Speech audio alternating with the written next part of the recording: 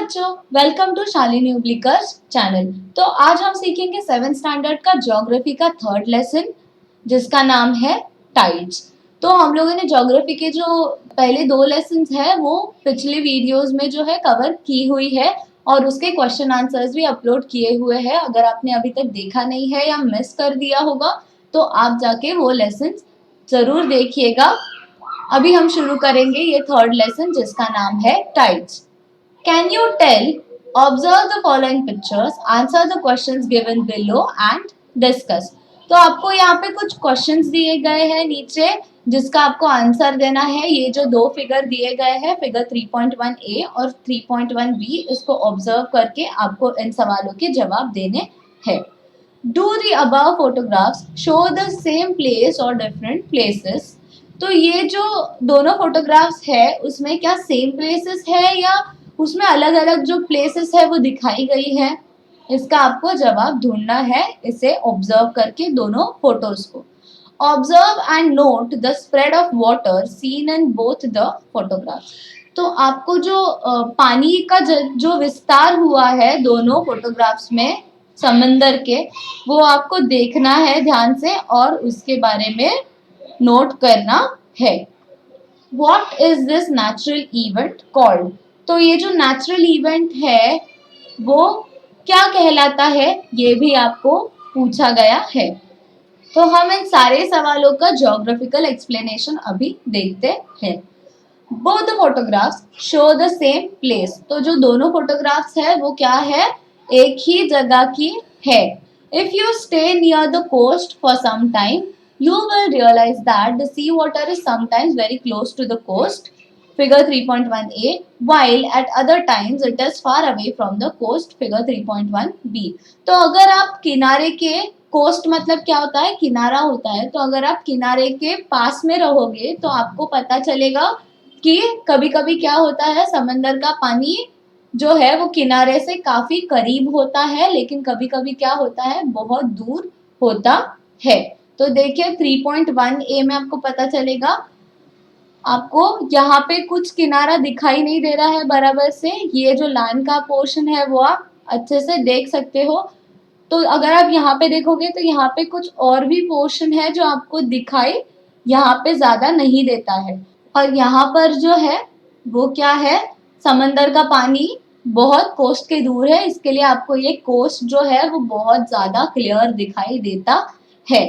We call this movements of the sea water tides. तो हम लोग ये जो सी वाटर की मूवमेंट्स है इसे क्या कहते हैं, टाइड्स कहते हैं। ये समंदर की जो मूवमेंट है, हालचाल है, इसे हम क्या कहेंगे, टाइड्स कहेंगे। टाइड्स का मतलब क्या होता है हिंदी में, टाइड्स मतलब ज्वार और मराठी में इसे कहते हैं समुद्राची भरती या ओहोटी। तो भरती मतलब जब पानी कोस्ट के बहुत ज्यादा पास होता है और ओहोटी मतलब जब पानी दूर होता है। Barring a few exceptions, all the coasts on the earth experience tides.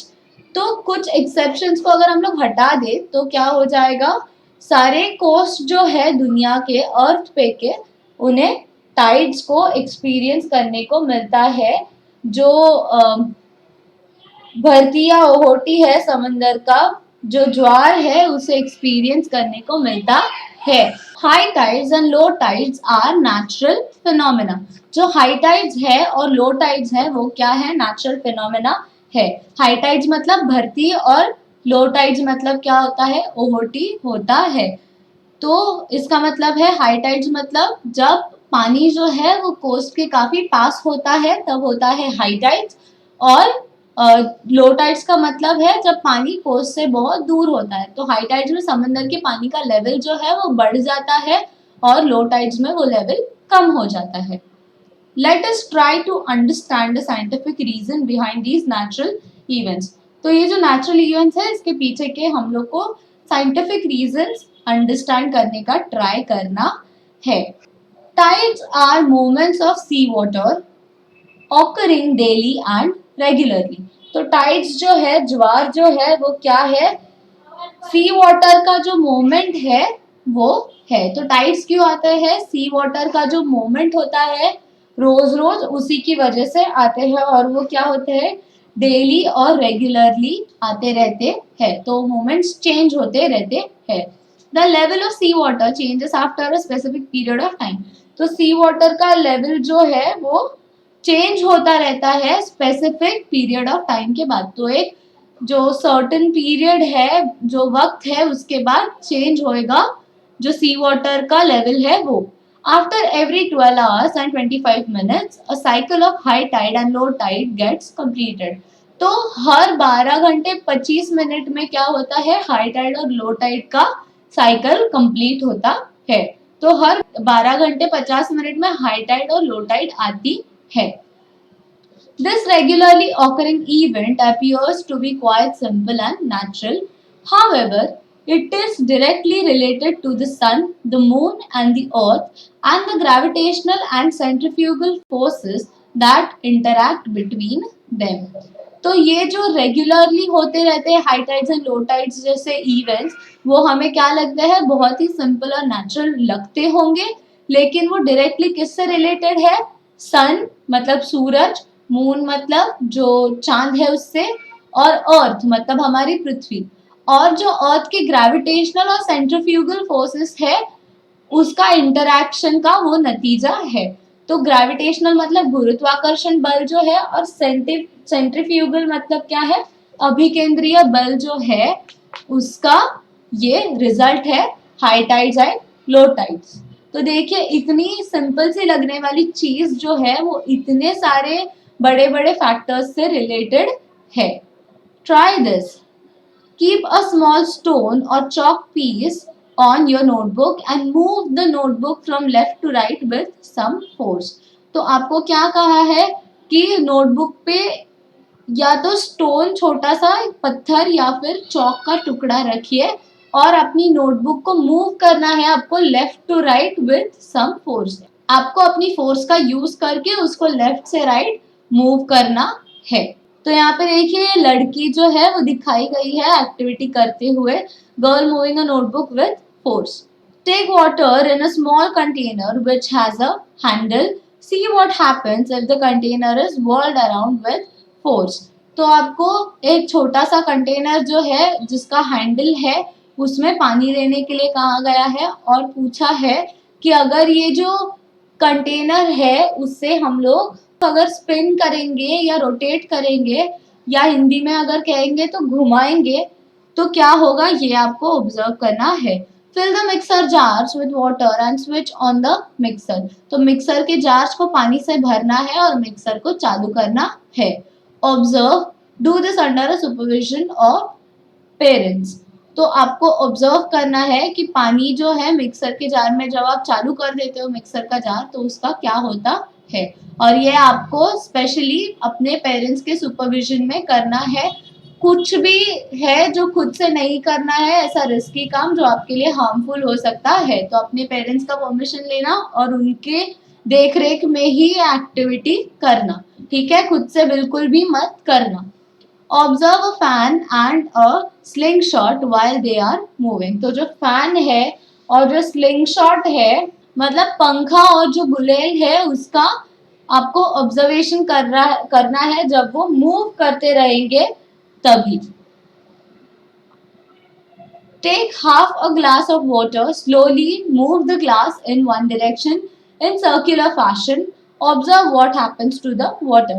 तो आपको आधा ग्लास पानी लेना है और उसको ग्लास को एक डायरेक्शन में सर्कुलर मोशन में घुमाते रहना है। तो वो एक डायरेक्शन में, सेम डायरेक्शन में उसे गोल गोल घुमाते रखना है और आपको देखना है कि क्या होता है पानी के साथ। तो ये लड़का दिखाया गया है, देखिए इसने आधा ग्लास पानी लिया और वो एक ही डायरेक्शन में उसको घुमाया जा रहा है और पानी का क्या हो रहा है वो ऑब्जर्व कर रहा है। Observe what happens if you whirl a key ring around your finger. तो जब आपने देखा होगा कि की चेन्स जो होते हैं उसमें जो की रिंग होती है उससे क्या करते हैं हम लोग कभी कभी अपने उंगली में डाल के घुमाते रहते हैं। तो वो करने के बाद क्या होता है, क्या आपने कभी ऑब्जर्व किया है, वो आपको करने के लिए कहा है। देखिए एक लड़की दिखाई है जो वो की रिंग को अपने उंगली में डाल के गोल गोल घुमा रही है। Can you tell on the basis of the questions given below, discuss the results of the activities listed above. तो ये जो क्वेश्चंस है आपको नीचे दिए गए, वो जो आपको ऊपर एक्टिविटीज करने के लिए कही गई थी उसका आंसर्स आपको उसमें देना है। In which direction did the piece of chalk fall. तो पीस ऑफ चॉक जो है, जो आपको लेफ्ट टू राइट मूव करने को बोला था नोटबुक और उसके ऊपर रखा हुआ था फोर्स के साथ, तो उसका क्या होता है, कौन सी डायरेक्शन में गिरता है, ये आपको पूछा गया है। Where did the water in the glass show a bulge.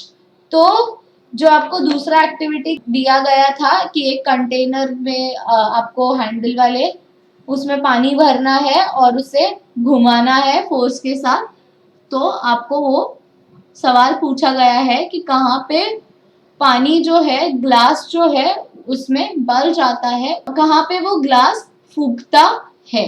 What effect did the movement have on the things attached to the keyring।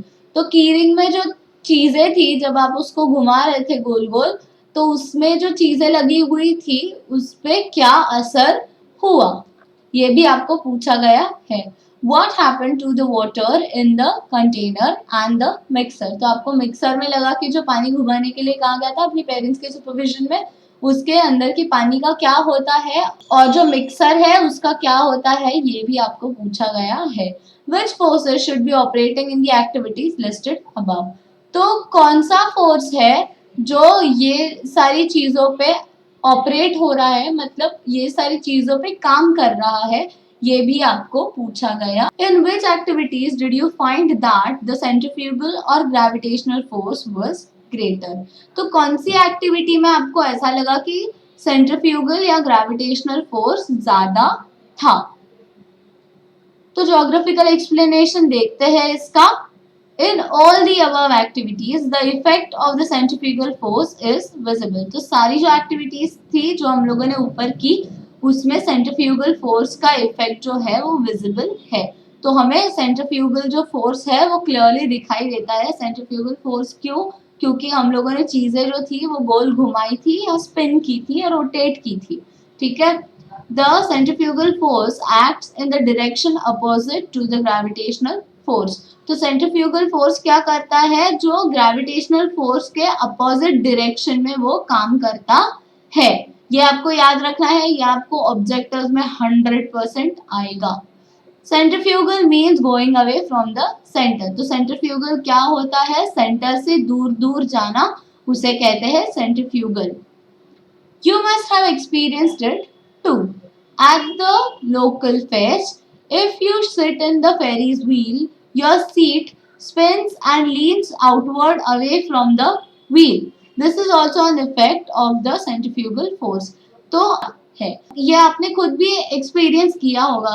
अगर आप कोई मेले में गए हो आसपास और वो जो बड़ा उड़न खटोला होता है, जो बड़ा सा फेरीज व्हील होता है, जो बड़ा सा झूला होता है ना गोल गोल वाला, उसमें अगर आप बैठे हो तो आपको पता चलेगा कि जो उसका जो सर्कल है, बड़ा सा व्हील का जो सेंटर है, उससे आप क्या होते हो, दूर रहते हो, और आपका जो व्हील का सीट है वो उसके तरफ नहीं रहता डायरेक्शन में, वो बाहर की तरफ आता है व्हील के। राइट, आपने कभी ऑब्जर्व किया है, वो क्या हो जाता है, व्हील के बाहर की तरफ आता है, वो सेंटर की तरफ डायरेक्टेड नहीं होता, वो व्हील के बाहर की तरफ डायरेक्टेड होता है। This is also effect of centrifugal force. तो ये किसका इफेक्ट है, सेंट्रीफ्यूगल फोर्स का इफेक्ट है। तो हम लोगों ने देखा सेंट्रीफ्यूगल का क्या मतलब है, सेंटर से दूर जाना। इसके लिए हम लोग फेरीज व्हील में बैठते हैं तो क्या देखते हैं कि जो सीट है हमारी फेरीज व्हील की, वो सेंटर की तरफ नहीं है, लेकिन सेंटर से दूर है, तो वो बाहर की तरफ है।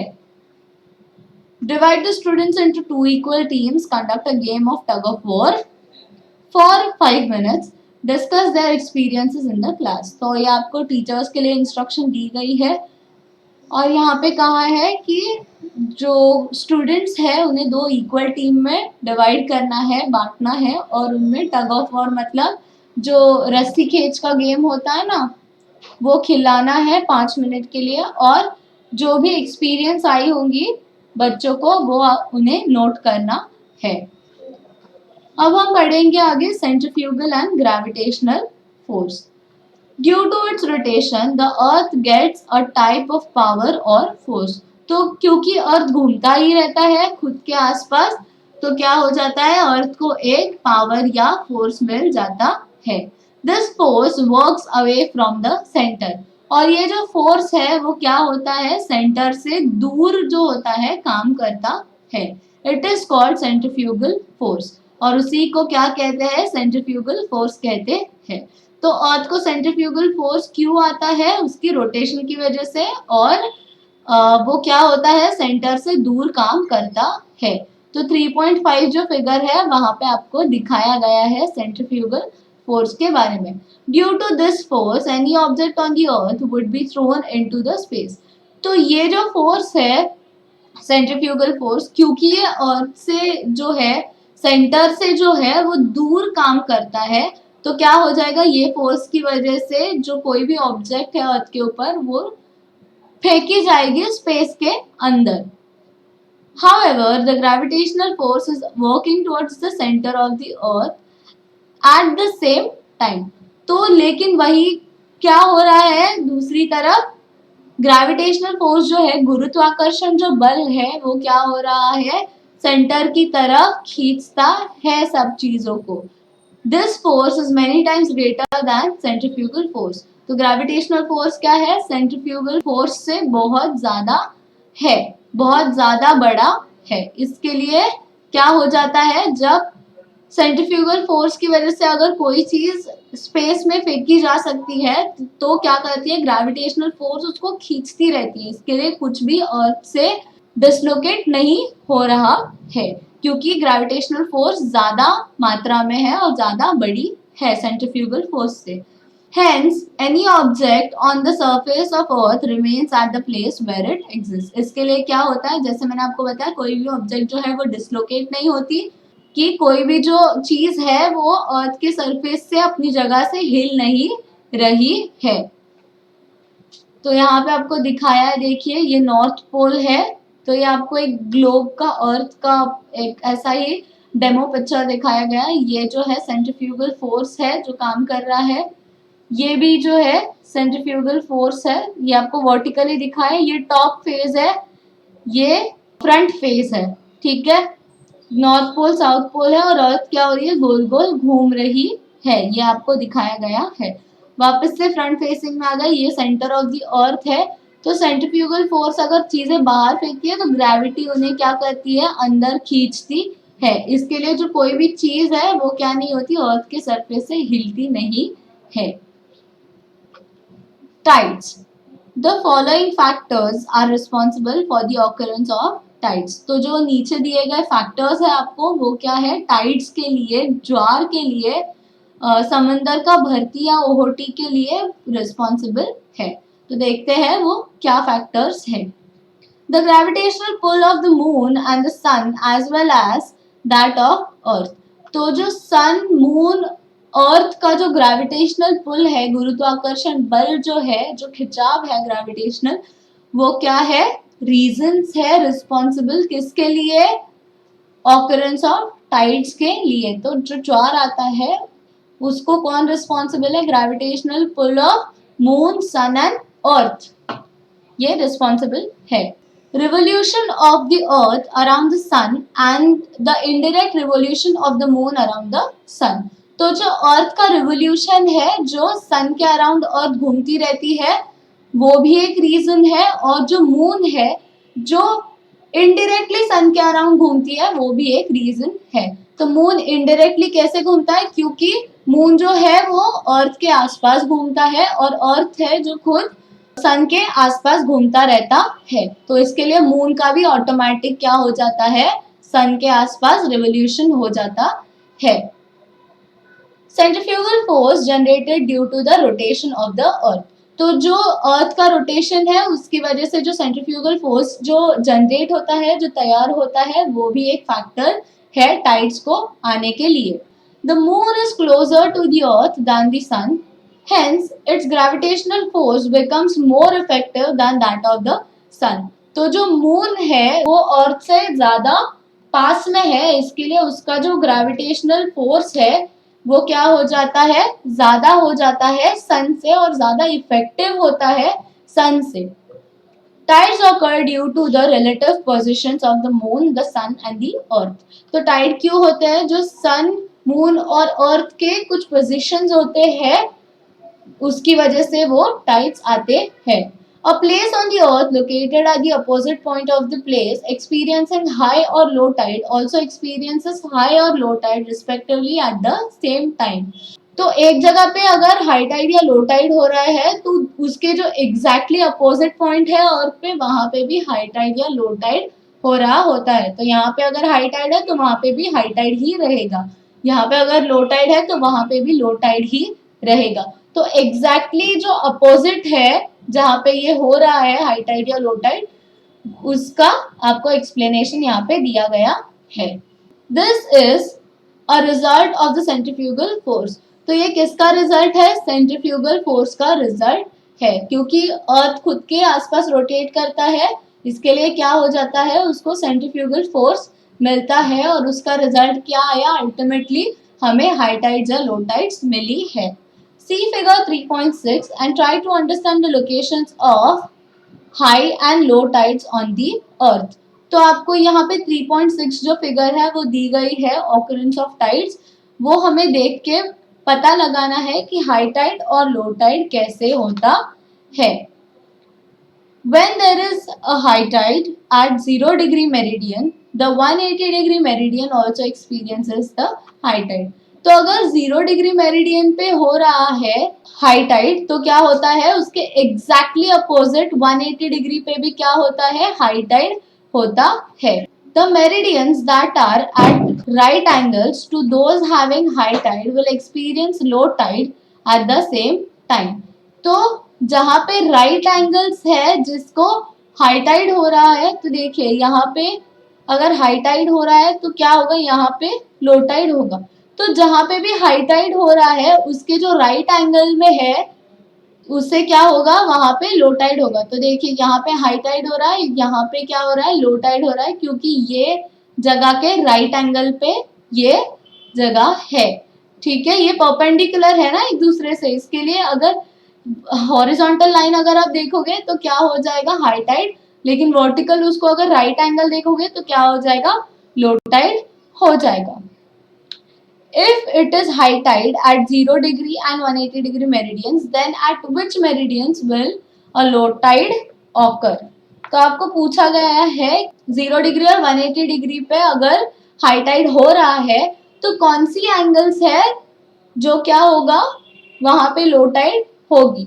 तो बहुत इजी है, हमें क्या करना है, ये जो सर्कल है इसको 4 हिस्सों में डिवाइड करना है। स्टार्ट होता है 0 से और हमें पता है हाफ पोर्शन क्या होता है 180, तो सेकेंड हाफ भी क्या होगा 180, तो 180 क्या हो जाएगा 360 हो जाएगा। ठीक है, तो हमें क्या करना है, इसको वर्टिकली डिवाइड करना है। तो 360 का जो फोर्थ पार्ट है वो क्या हो जाएगा 90 डिग्री। तो यहाँ से लेके ये जो लो टाइड का फर्स्ट राइट एंगल में हम लोग को मिलेगा पॉइंट, वहां पे क्या होगा 90 डिग्री होगा। तो ये और एक 90 हो गया 180 डिग्री। तो 0 डिग्री एंड 180 डिग्री मेरिडियन हम लोग का करेक्ट आया। इसका थर्ड पार्ट जो है 360 डिग्री का अगर हम लोग डिवाइड करेंगे तो क्या आ जाएगा 270 डिग्रीज आएगा। तो 90 के अपोजिट एग्जैक्टली कौन सा मेरिडियन है, कौन सा एंगल आएगा, 270 डिग्रीज का एंगल आएगा। तो लो टाइड कहाँ पे है, 90 डिग्री पे है और 270 डिग्री पे है। तो अगर 0 और 180 डिग्री पे हाई टाइड है तो 90 और 270 डिग्री पे लो टाइड होगा। ठीक है, आपको समझ में आया। Think about it. Large rockets are used to go in the space away from the earth. Which force do they act against? तो जो बहुत बड़े बड़े रॉकेट्स है वो अगर स्पेस में जाते हैं तो क्या होते हैं, अर्थ से दूर जाते हैं। तो वो कौन से फोर्स के अगेंस्ट एक्ट करते हैं, वो कौन से फोर्स के खिलाफ एक्ट करते हैं, ये आपको थोड़ा सोचना है। ठीक है, मैं चाहती हूँ कि आप मुझे ये जो है वो कमेंट बॉक्स में कमेंट करो, और अगर आपको नहीं समझ में आया तो आप मुझे एक कमेंट ड्रॉप कर दीजिए कि अब मुझे नहीं समझ में आया। तो हम ये वीडियो का जब सेकंड पार्ट बनाएंगे तो हम ये सवाल से ही स्टार्ट करेंगे। बहुत ईज़ी है, आप सोचिए अभी-अभी आपने सब कुछ सीखा तो है ही। तो ये हो गया हमारा first part of the video और हम मिलेंगे सेकंड पार्ट में जल्दी ही। तो इस वीडियो को लाइक, शेयर और सब्सक्राइब करना मत भूलना। अगर कोई डाउट है तो आप मुझे कमेंट बॉक्स में लिख के भेज सकते हैं और ये जो सवाल मैंने आपको पूछा है उसका आंसर भी आप मुझे लिख के ज़रूर भेजिएगा ताकि मैं डिसाइड कर पाऊँ कि आपको इस सवाल का जवाब देना है या आपको पहले से ही पता है। अगर आपका कोई सजेशन है चैप्टर के ऊपर या सब्जेक्ट के ऊपर या कोई भी टॉपिक है ऐसे का या जो भी, तो आप मुझे वो कमेंट बॉक्स में बता सकते हैं। और अगर आपने इस लाइक, शेयर और सब्सक्राइब कर दिया है तो थैंक यू वेरी मच। और अगर नहीं किया है तो जाओ जल्दी-जल्दी और कर दो पहले ही। आपने नोटिफ़िकेशन का आइकॉन अगर ऑन नहीं किया है तो उसे कर लीजिएगा ताकि आपसे कोई भी नोटिफ़िकेशन मिस ना हो।